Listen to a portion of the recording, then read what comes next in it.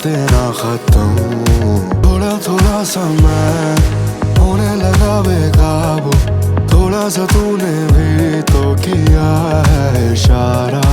न तू बहाने से कोई बहाना दे, होना है जो तू होने दे।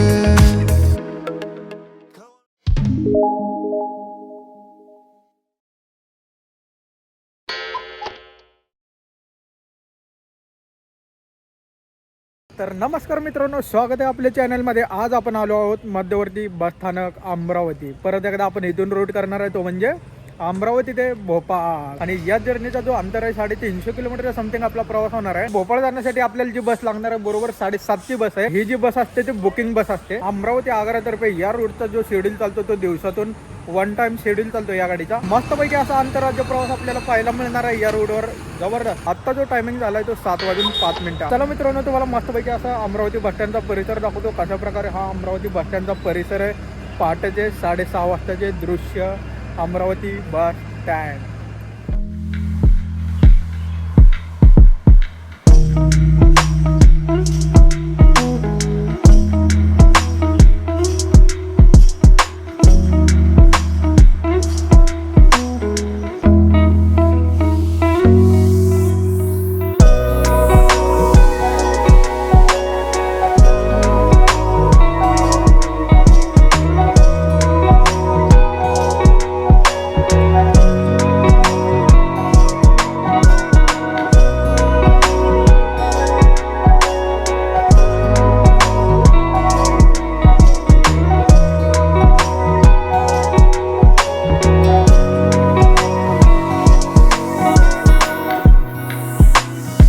महाराष्ट्रातून मध्य प्रदेशला जाण्यासाठी जे रोड बनवलेत आपण, नागपूर, इंदोर, शेगाव, उज्जैन, इंदोर, जालना आणि आता लेटेस्ट वाला अमरावती भोपाळ। अमरावती बस स्टँडला 7:20च्या दरम्यान जेवढ्या पण बसेस आहेत त्याची माहिती करून देतो तुम्हाला। अमरावती गोंदिया गाडी, गोंदिया आगाराची। अजून एक गाडी आली मोर्शी बुलढाणा, मोर्शी आगाराची। दादांनी आत्ताच बोर्ड लावलं, अंजनगाव सुरजी गाडी लागली आता। पलीकडची शिवशाही, परतवाडा, अमरावती। इथे औसा आगाराची गाडी उभी आहे, लातूर विभाग औसा आगार। अजून एक माय स्टील बस लागलेली आहे अमरावती वरोड, वरोड आगाराची। फायनली मित्रांनो आपल्याला बस लागलेली आहे अमरावती भोपाळ। पाहू शकता आता जस्ट बस आलेली आहे एवढ्यात। सुरुवातीला गाडीमध्ये गर्दी पाहू शकता तुम्ही। सुरुवातीला गाडी तर बाई फुल छोटीशी तुम्हाला दादांची ओळख करून देतो। तर आता गाडी घेऊन चाललेत आपले अमरावती भोपाळ। दादा नाव काय तुमचं प्रथम? अरविंद कुडसंगे, जिल्हा क्रमांक 621। ही गाडी किती वर्षापासून चालू आहे आपली? ही गाडी जवळपास 20-22 वर्षापासून चालू म्हणजे आता ही जी गर्दी भरली आपली बसमध्ये ती कुठपर्यंत गर्दी? ही गर्दी पूर्ण शेवटपर्यंत असते। भोपाळपर्यंत गर्दी? अरे बापरे। ह्याच्या बदल्यात दुसरी गाडी मुक्कामी गेली ती आपल्याला कुठं पाहायला मिळेल? बैतूलला पाहायला मिळेल। तर गाडीचा मार्ग पाहू शकता अमरावतीवरून अमरावती, मोर्शी, वरोड, पट्टण, मुलताई, बेतूल, इटारसी, होशंगाबाद, भोपाळ असा आपल्या गाडीचा मार्ग आहे। गाडी नंबर पाहू शकता MH20 GC 3830। याच गाडीने आपण प्रवास करणार आहोत भोपाळ पर्यंत। बघूया आजचा प्रवास कसा होतो।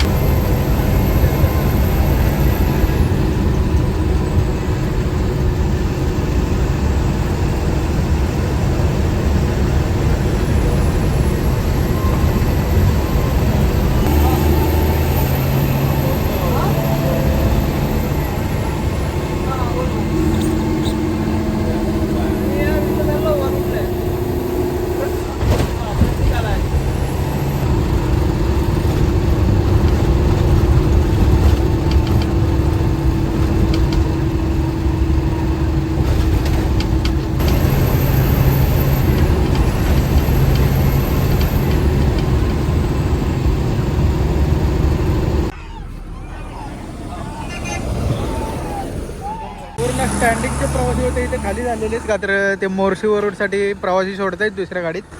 तर विषय असा आहे की काहीतरी छोटा प्रॉब्लेम झाला आपल्या गाडीला. अमरावती 24 किलोमीटर, गाडी फक्त 24 किलोमीटर ना आली तर प्रॉब्लेम चालू. बघूया आता कधीपर्यंत हा प्रॉब्लेम सॉल्व्ह होतोय. सेन्सरचा प्रॉब्लेम आहे, गाडी अचानक स्लो होती. तरी ड्रायव्हर आणि वागदादा इथे प्रयत्न करतात, ते काहीतरी चालू आहे त्यांचं बी काम. गाडी आता त्यांच्या हातात तर नाही येते. बघूया आता काय होते, किती वेळात प्रॉब्लेम सॉल्व्ह होतो आपला. बघूया. प्रवासी पण इथे थांबलेले आहेत. ज्यांना मोर्शी वरुडला जायचे होते ते गेलेले आहेत ऑलरेडी. ज्यांना कोणाला मध्य प्रदेशचा प्रवास असेल ते इथे थांबलेले आहेत, का तर मध्य प्रदेशला जाणारी ही एकमेव गाडी आपली महाराष्ट्रातली. प्रवासाच्या सुरुवातीला असं काहीतरी होईल वाटलं नव्हतं, पण बघा असं काहीतरी प्रॉब्लेम येतात गाडीला. तर आपण मस्तपैकी सकाळ सकाळ नाश्ता घेतलेला आहे, विदर्भ स्पेशल मूग वडा. दादांनी पण सेम मेनू घेतलेला आहे आणि आपण पण सेम मस्तपैकी नाश्ता करून घेऊया, तोपर्यंत गाडीचं काम पण होऊन जाईल. मस्तपैकी असा नाश्ता झालेला इथे.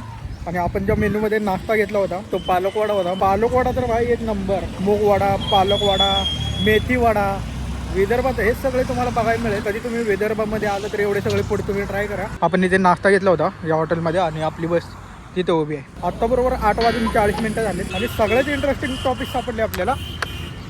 राष्ट्रसंत तुकडोजी महाराज जन्मस्थान त्रिक्षेत्र यावली शहीद या ठिकाणी सिंगल रोड दिसतोय हा. छोटे छोटे स्पॉट चांगले बघण्यासारखे इकडे. जर कोणी डवरगाव मधून बघत असाल ना, नक्कीच कमेंट करा. आतापर्यंत जो रोड आलेला आहे तो पूर्ण कॉन्क्रीट रोड आहे आणि बघूया कुठपर्यंत हा कॉन्क्रीट रोड आहे. लोकेशन भारी आहे एकदम, सुटसुटीत. जास्त काही वर्दळ नाही इकडे, पण मस्त आहे लोकेशन. या प्रवासासाठी आपण जो पास काढलाय तो 1170 रुपयाचा. पाहू शकता हा पास आपण काढलेला आहे या गाडीसाठी, आंतरराज्य प्रवासासहित. दुसरी गाडी मागवली. टाइम झाला 9:15. चलो, एका रूटवर 2 गाड्यांचा प्रवास. तुम्हाला कुठे जायचे? सीट मिळते का ना बघावं लागेल. काय बैठून लांब आहे, अजून लांब आहे. दादा म्हणले होते तसं बसा ऑलरेडी. तर आत्ता बरोबर आपली बस रवाना होते 9:25. जाऊया आता, कंटिन्यू करूया आपला प्रवास.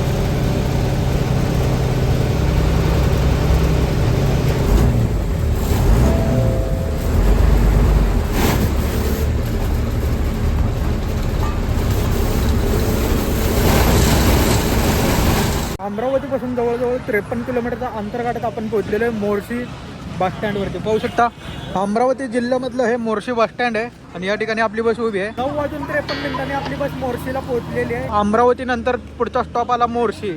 मोर्शी नंतर पुढे जाणार ते वरुड. बरोबर 34 किलोमीटरचं अंतर राहिले मोर्शी ते वरुड. लोकल गाडी पाहू शकता मोर्शी अमरावती.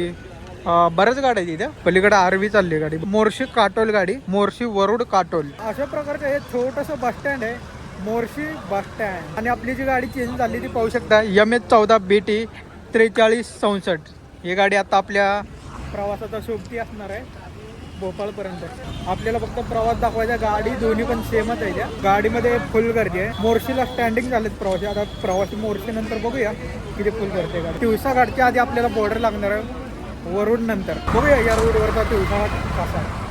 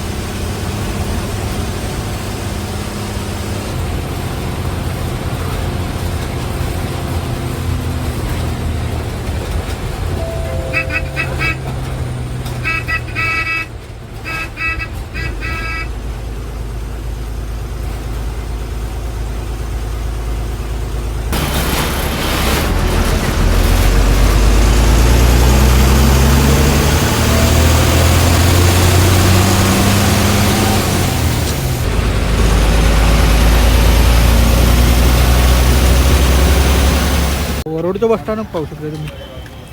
अमरावती जिल्ह्यामध्ये असलेले हे वरोड बस स्थानक. वरोडवरून जाणार ते पट्टण, मुलताई, बैतूल आणि इटारसी. तुम्ही कुठले इथलेच काय?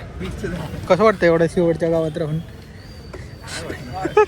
वरोडमध्ये काय खास बघण्यासारखं काय म्हणजे अमरावती जिल्ह्यात आहे काय एखादं काहीतरी?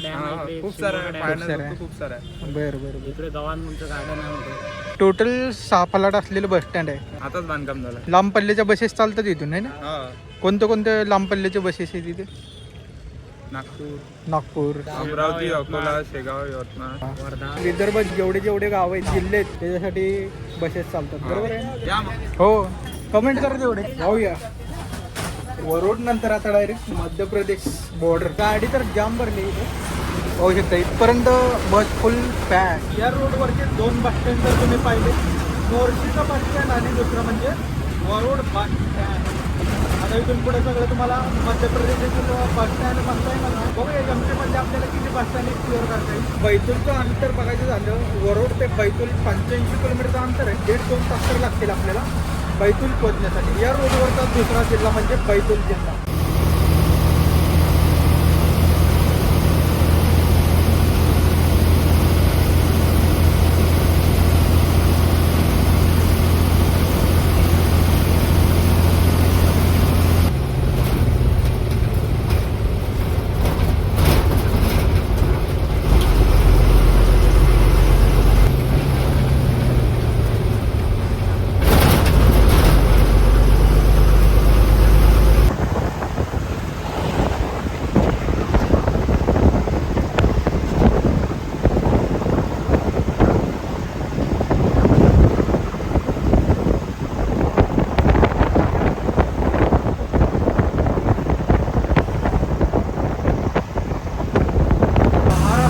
शेवटचं गाव म्हणजे रवाळा. आता ते तुम्हाला दाखवले, एकदम छोटंसं असं गाव आहे रवाळा. वरून नंतर जो रोड लागलेला आहे ना, वरून नंतर हा असा रोड लागलेला आहे. एकदम सिंगल डांबरी रोड लागलेला आहे.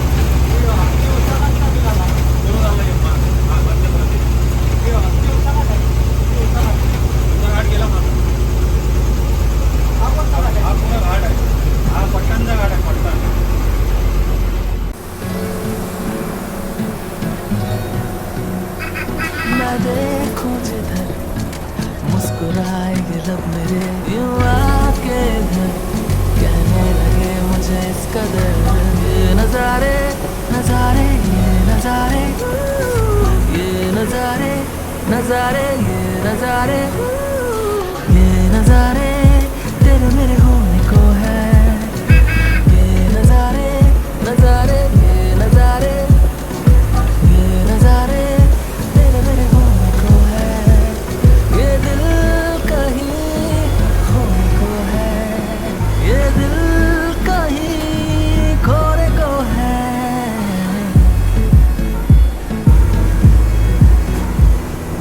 रूबरू हुआ जो मन बहका जाए तन डूब जाए जहां हम रहे बस यहाँ लहरों के पानियों में बहता जाए मन अब रुकेगा कहाँ मस्त होके चला ये नजारे नजारे ये नजारे ये नजारे नजारे ये नजारे ये नजारे यादें बन के छप गए हैं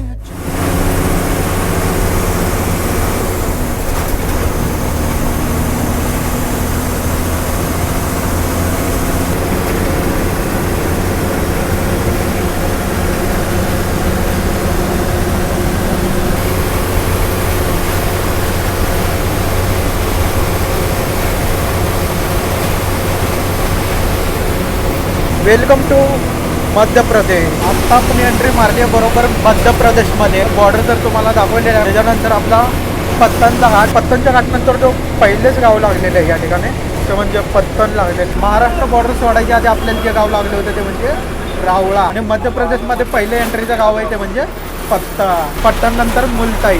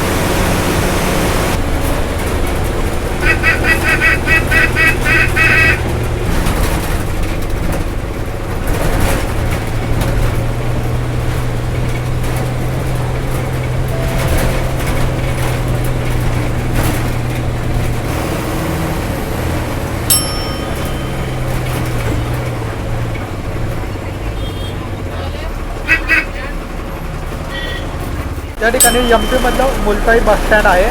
आणि मुलताई बस स्टँडच्या बाजूला इथे आपली बस थांबलेली आहे 11:40. आता आपण बैतूल जिल्ह्यामध्ये, आता इथून पुढे जो स्टॉप येणार आहे तो बैतूल जिल्हा.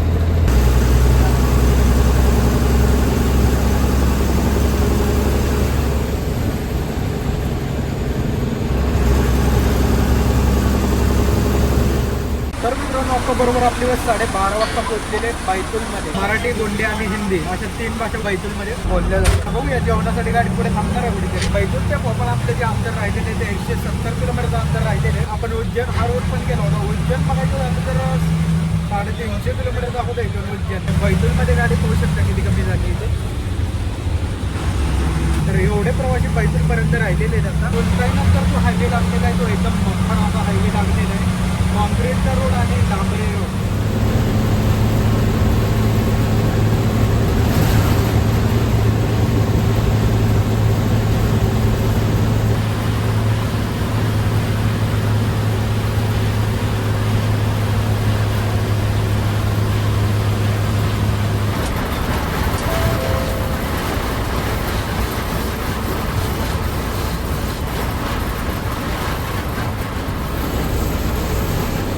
फायनली मित्रांनो आपल्या जेवणासाठी स्टॉप झालेला आहे. पाडर म्हणून गावाचं नाव आहे. इथे स्टॉप झालेलं आहे आणि हॉटेल कोणताही पाहू शकता. हॉटेल मेघना अँड रेस्टॉरंट. इथे आपली गाडी थांबलेली आहे आणि त्याच्या बाजूला रोड पाहू शकता.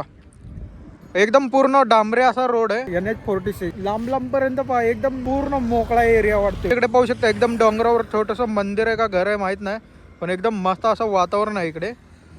जबरदस्त. जनरल नॉलेज पर्पज सांगतो तुम्हाला. भारतातील सर्वात गरीब राज्य म्हणजे बिहार आणि त्याच्यानंतर हा 5व्या क्रमांकावर येतो मध्य प्रदेश. तर एकदम म्हणजे असं भरल्यासारखं नाही, एकदम असं मोकळं वाटतं. ओसाड काहीतरी युनिक एन्व्हायरमेंट आपल्याला बघायला मिळते इकडे. तर अशा प्रकारे हा हॉटेलचा परिसर आहे. बघूया काही जेवणासाठी मेनू आहे तो बघूया. आता इकडे मस्त पैकी असं जेवण झालेलं आहे. मेनू काही तसं दाखवता आलं नाही. अमरावती नंतर आता गाडी मोर्शी, वरोड, पट्टण, बैतूल. आता बैतूलच्या पुढे आपली गाडी आली. बैतूल नंतर गाडी जाणार इटारसी आणि फायनल स्टॉप भोपाळ. असा आपल्या गाडीचा मार्ग राहिलेला आहे आणि टोटल डिस्टन्स जे आहे ते 160 किलोमीटरचं अंतर आहे. आणि गाडी तर बाई एकदम मस्त मस्त अशी गाडी मिळाली आपल्याला. हा पण गाडीचा थोडासा आवाज लाऊड आहे, तर गाडी बेस्ट आहे, एक नंबर गाडी आहे.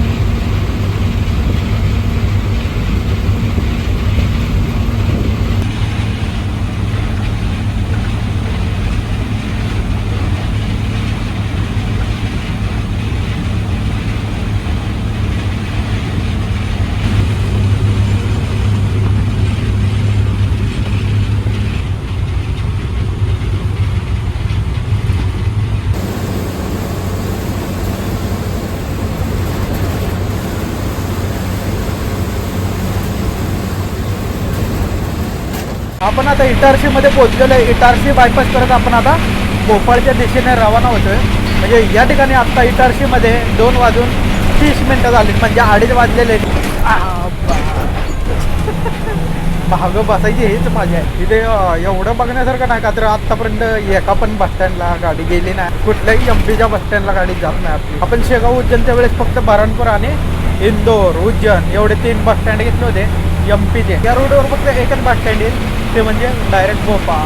पण दाखवण्यासारखं असं काय नाही या रोडवर, फक्त प्लेन रोड आहे, छोटा मोठा वळणाचा रोड आहे. तर या गाडीचं आपल्याला तिकीट भाडं पडलेलं आहे अमरावती भोपाळसाठी 490 रुपये एवढं आपल्याला फुल तिकीट पडलेलं आहे.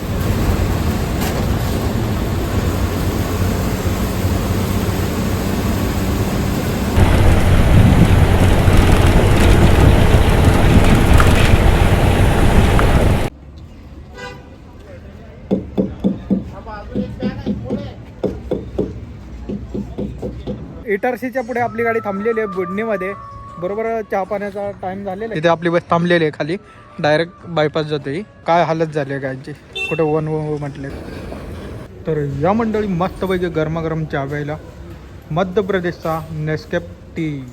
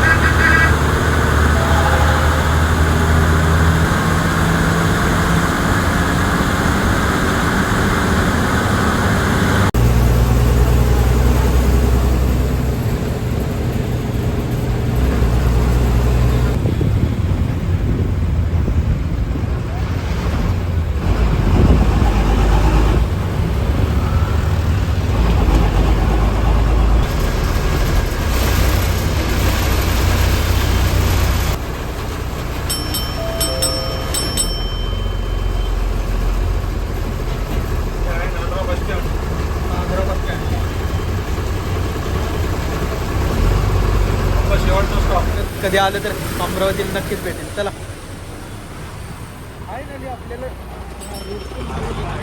चलो फायनली आपण पोहोचलेलो आहे NADRA bus stand Bhopal. 2 bus stand आहेत, एक ISBT बस स्टँड आणि दुसरा बस स्टँड म्हणजे नादरा बस स्टँड. आपल्या बसचा शेवटचा स्टॉप नादरा बस स्टँड. बरोबर या ठिकाणी 4:50 झालेले आहेत, म्हणजे जवळजवळ 5 वाजत आले. नादरा बस स्टँडचं आतील दृश्य पाहू शकता. हे नादरा बस स्टँडचं आतील परिसर आणि आतून जरा वेगळंच आहे, छोटंसं आहे पण काय म्हणू शकता आता आहे एक फ्रेश स्वच्छ भारत. स्वच्छ बघा किती आहे. आपला जो प्रवास कंप्लीट झालेला आहे जवळजवळ 9.5 ते 10 तासांचा कंप्लीट प्रवास झालेला आहे. बापरे, इतकं मोठं भोपाळ शहर आहे ना. 40 किलोमीटर जिथून भोपाळची बॉर्डर लागते ना, 40 किलोमीटर आतमध्ये आले. सगळा प्रायव्हेट बसेस पाहू शकता, खाजगीकरण झालेले. खाजगीकरण म्हणलं की अशी कंडिशन होते.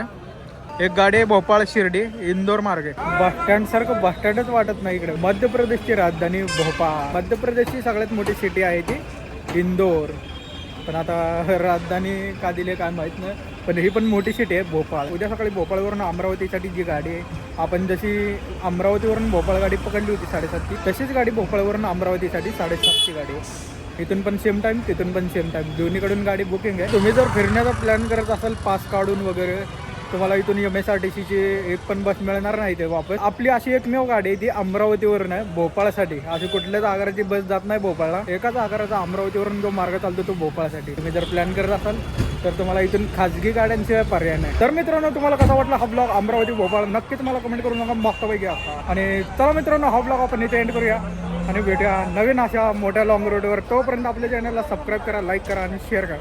भेटूया पुढच्या ब्लॉगमध्ये लवकरच. चला.